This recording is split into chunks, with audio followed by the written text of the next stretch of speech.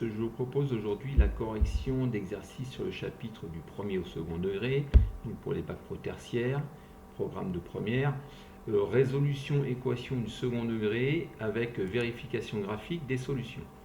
Donc je vous propose l'exercice suivant. Donc on va résoudre cet exercice-là. Donc vous avez différentes équations qui vous sont proposées. À vous de trouver les racines, c'est-à-dire les solutions de ces équations. Donc voilà, je vous laisse prendre le temps de mettre pause sur la vidéo si vous voulez faire les exercices. Et voilà, donc maintenant je vais vous proposer la correction.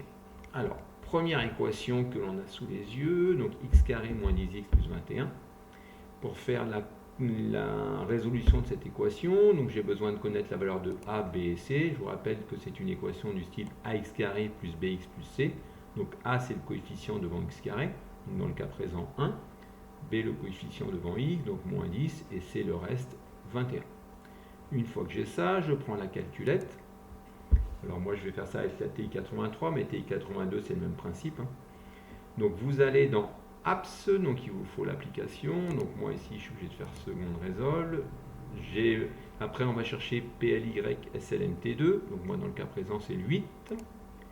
Une fois que je suis là, est-ce que je veux les racines de mon polynôme? La réponse est oui. Est-ce qu'après c'est une équation de second degré? Ma réponse est oui. Une fois que je suis là, donc je note bien toutes les valeurs que je veux. C'est bien 1x carré moins 10x plus 21. Et une fois que j'ai bien rentré les bons éléments, il faut que je veux résoudre cette équation. Donc je retape à nouveau sur graphe. Je vois qu'ils sont deux solutions, c'est 3 et 7. Ça veut dire quoi? Ça veut dire que si je remplaçais moi x par 3 ici, si je faisais 3 au carré moins 10 fois 3 plus 21, j'obtiendrai 0. Idem avec le 7. 7 au carré moins 10x plus moins 10 fois 7 plus 21 égale 0 aussi. Je veux vérifier ça graphiquement. Alors pour vérifier ça graphiquement, je vais représenter x carré moins 10x plus 21 sur la calculatrice. Comment faire pour ça? Je tape sur fx.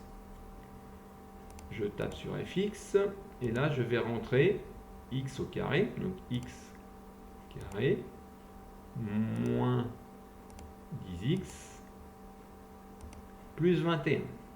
Alors, une fois que j'ai fait ça, il faut indiquer à la calculatrice la fenêtre de représentation qui m'intéresse. Moi, j'ai trouvé comme solution 3 et 7. Donc, il faut que mon x-min soit plus petit que 3, puisque 3 et 7, la plus petite valeur, c'est 3. Donc, il faut bien que je prenne plus petit que 3 pour réussir à l'avoir. Je peux prendre par exemple 1. Mes deux solutions étant 3 et 7, mon x-max doit être supérieur à 7. Donc je vais mettre par exemple 10. Et après, zoom 0 pour visualiser ce qui se passe. Donc j'ai bien ma fonction qui est représentée ici avec la résolution de mon équation, mes deux valeurs qui sont bien là, 3 et 7. D'accord? Donc si moi je voulais le faire aussi, je vous propose aussi la représentation qui est ici. Donc vous voyez bien. Alors autre élément important pour vous, vous voyez que le coefficient devant x carré est positif, donc ma parabole est bien dans ce sens-là. D'accord? Donc ça, c'est aussi important à savoir. Donc A positif, la parabole dans ce sens-là. J'ai bien deux solutions qui sont là. À x carré moins 10x plus 21 égale 0. Les deux solutions, c'est bien 3 et 7. Vous voyez, c'est bien ça les deux solutions. Donc j'ai pu le vérifier deux fois. Autre cas, deuxième cas que je vous propose. 2x au carré moins 6x plus 8. Je fais le même processus, je repère bien la valeur de A, la valeur de B, la valeur de C. Je fais le même processus avec la calculette et j'ai trouvé 1 et moins 4. Donc ça veut dire que c'est 1 et moins 4.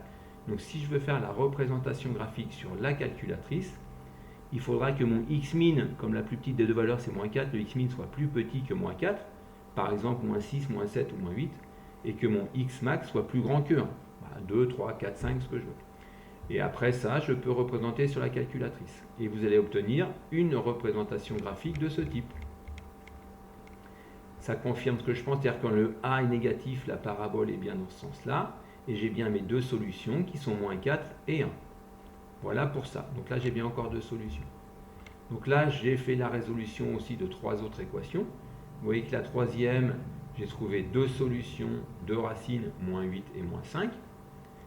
Pour la quatrième, j'ai trouvé une seule racine qui est moins 5. Et pour la cinquième, pas de solution. Alors je vais vous proposer une vérification graphique de tout ça. Donc là, on a déjà vu. La troisième, le a est négatif, donc la parabole est bien dans ce sens-là. On avait deux solutions qui étaient moins 8 et moins 5. J'ai bien retrouvé moins 8 et moins 5. Si moi je voulais vérifier sur la calculatrice, x min, il faudrait mettre plus petit que moins 8 et x max plus grand que moins 5. On obtient ça. La quatrième, on avait trouvé qu'une solution, ça se confirme. Ça ne vient toucher des x qu'une fois. Donc là, on n'a bien qu'une solution qui est moins 5. Donc si je remplaçais x par moins 5 dans cette expression, j'obtiendrai bien 0. Là, le a est positif, la parabole est bien dans ce sens-là.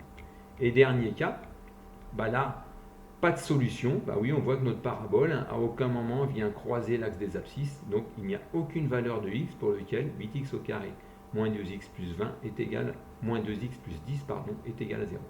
Voilà pour la correction de ces exercices.